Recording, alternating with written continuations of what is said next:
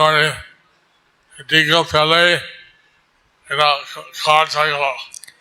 অনেকেই মনে করেন যে দীক্ষা পেলেই কাজ হয়ে গেল, কিন্তু এই দীক্ষা হচ্ছে একটা নতুন জন্ম। এই দীক্ষা হচ্ছে অত্যন্ত নূতন জন্ম, একটা নূতন জন্ম। আগে জন্ম পরে অনেক আস্তে আস্তে মানুষ হবে, বড় হবে, এই জন্মের পরে আস্তে আস্তে মানুষ হবে, বড় হবে এবং অনেক কিছু শিখতে হবে, এবং অনেক কিছু শিখতে হবে, অনেক কিছু সেবা করতে হয়, অনেক কিছু সেবা করতে হয়। এবং যেটা আগে ছিল অভ্যাস, এবং যেটা আগে ছিল সেটা ছিল অভ্যাস, গুরু আশ্রয় বা আকাঙ্ক্ষী দিচ্ছে, যারা গুরু আশ্রয় আকাঙ্ক্ষী নিচ্ছে সেটা তখনও প্রতিজ্ঞাবদ্ধ হয় না, এবং সেটা তখনও সে প্রতিজ্ঞাবদ্ধ হয় না, সেটা তার অভ্যাস। সেটা তার অভ্যাস। কিন্তু আপনারা আজকে সব প্রতিজ্ঞা করেছেন না? আপনারা আজকে সবাই প্রতিজ্ঞা করেছেন না? তো এই নিয়ম, এই প্রতিজ্ঞা যাতে সংকল্পতে সারা জীবন পালন করো, এটা চেষ্টা করতে হয়। এই সংকল্প বা এই প্রতিজ্ঞা যেটা করা হলো সেটা সারা জীবনের জন্য চেষ্টা করতে হয়। এবং এটা আমার একটা বিরাট দায়িত্ব, তোমার একটা বিরাট দায়িত্ব, আমারও একটা বিরাট দায়িত্ব, তোমাদেরও একটা বিরাট দায়িত্ব। যদি এই নিয়ম পালন না করো, যদি এই নিয়ম পালন না করো, এখানে আমি দায়ী থাকবো কৃষ্ণের সামনে। কিন্তু আমি তার জন্য দায়ী থাকবো কৃষ্ণের সামনে। এই আপনারা চেষ্টা করবেন যাতে এই নিয়মটা কোনো অবহেলা হয় না, এবং আপনারা চেষ্টা করবেন যেন এই নিয়মের কোনো অবহেলা না করা হয়। আমরা চাই সকালে সেবা দ্বারা, চৈতন্য দেবের আজ্ঞা পালনের দ্বারা আপনার এই জীবনে ধাম ফিরে যাবে। আমরা চাই যে আপনারা চৈতন্যদেবের আদেশ পালনের দ্বারা, সেবার দ্বারা এই জীবনেরই আপনারা ভগবত ধামে ফিরে যাবেন।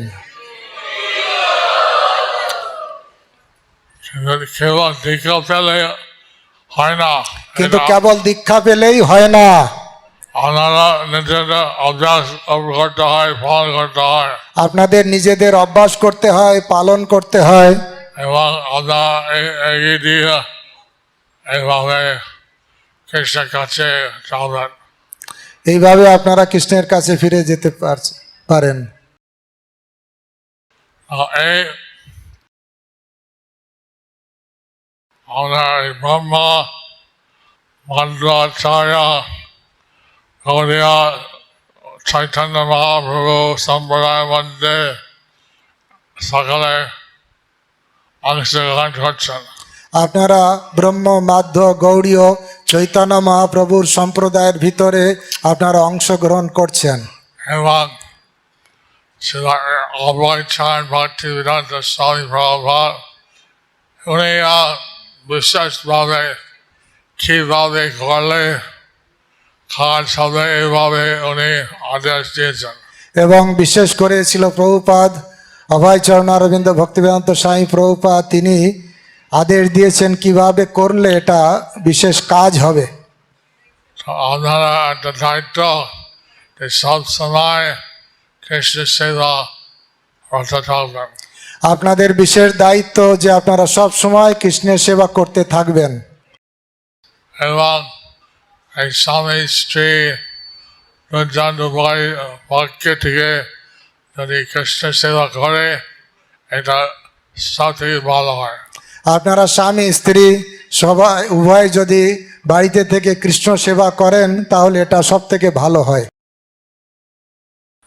বিবাহিত যারা বিবাহিত, অবিবাহিত বা যারা ব্রহ্মচারী বৈরাগী পালন করছেন, যারা অবিবাহিত ব্রহ্মচারী বৈরাগ্য ধর্ম পালন করছেন, এটা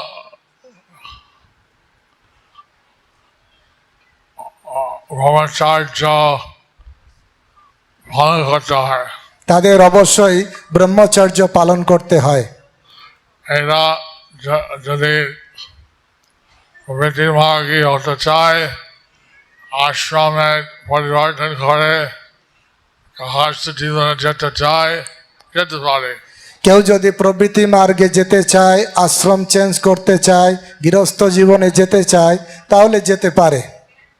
কিন্তু তখন একটা নিয়ম থাকে, আর যারা ব্রহ্মচারী তার একটা নিয়ম আছে। যখন গৃহস্থ জীবনে যাওয়া হয় তখন একটা নিয়ম থাকে এবং ব্রহ্মচারী জীবনের জন্য আলাদা নিয়ম থাকে। কিন্তু সবাই জানে হরিনাম, কৃষ্ণ ভজন, কৃষ্ণ শিক্ষা করতে হয়। কিন্তু উভয়ের জন্য হরিভজন, কৃষ্ণ নাম, কৃষ্ণের শিক্ষা সবাইকে করতে হয়। গৃহস্থ তার সন্তান করতে পারে, গারস্থ তারা সন্তান করতে পারে, ব্রহ্মচারী পারে না। ব্রহ্মচারী সেটা পারে না। তো কিন্তু আমরা কিভাবে প্রভাত চেয়েছেন যে গ্রন্থ বিতরণ হোক, কিভাবে ছিল প্রভুপাদ চেয়েছেন গ্রন্থ বিতরণ হোক, যে বিভিন্নভাবে প্রচার হোক, কি বিভিন্নভাবে প্রচার হোক, আমরা অত্যন্ত খুশি। আমরা অত্যন্ত খুশি। পূর্ব মেদিনীপুর জেলা 744 সংঘ আসছে। আমরা অত্যন্ত খুশি। পূর্ব মেদিনীপুরে 724টা নামহট্ট সংঘ আছে। হরি বল। এবং এইভাবে এক একটা জেলা বিভিন্ন সংঘ নাম আছে, সংঘ আছে। এবং এইভাবে বিভিন্ন জেলায় বিভিন্ন নামহট্ট সংঘ আছে।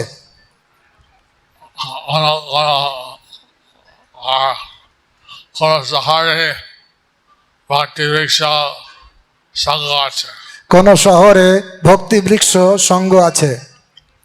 এইভাবে বৈষ্ণবী সংঘ করে কৃষ্ণ নাম করবেন। এভাবে বৈষ্ণবী সংঘ করে আপনারা কৃষ্ণ নাম করবেন।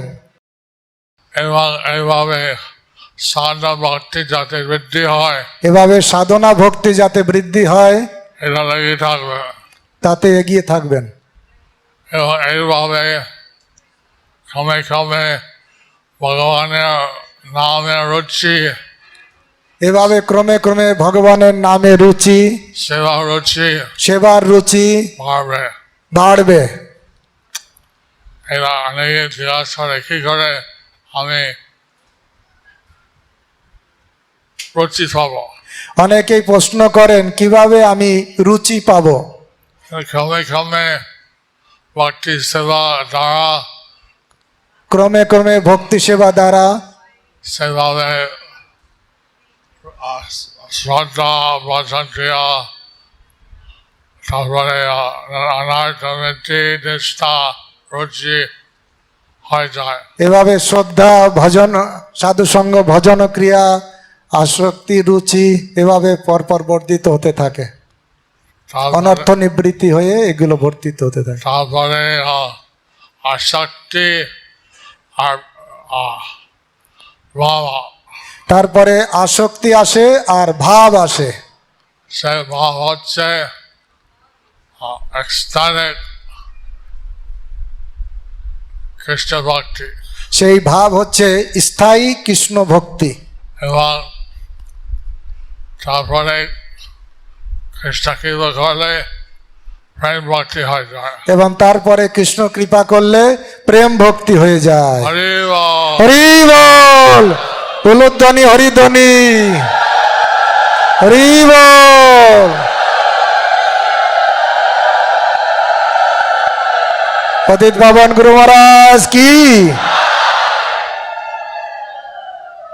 এইভাবে আপনার জপ করে সাধনা করে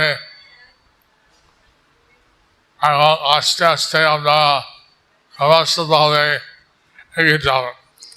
এভাবে আপনারা জপ করে সাধন করে আস্তে আস্তে আপনারা এগিয়ে যাবেন।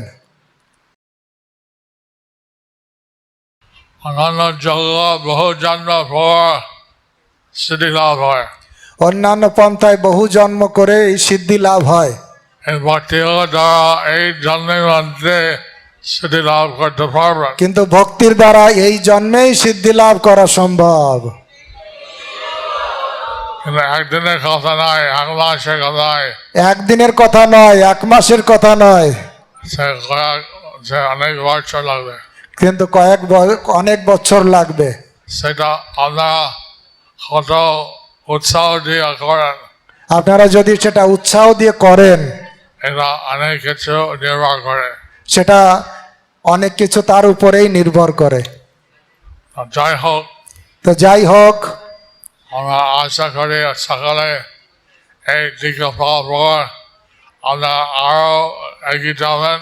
আমরা আশা করি এই দীক্ষা পাওয়ার পরে অনেকে আপনারা আরো এগিয়ে যাবেন এবং এইভাবে আপনার জীবন সার্থক হবে।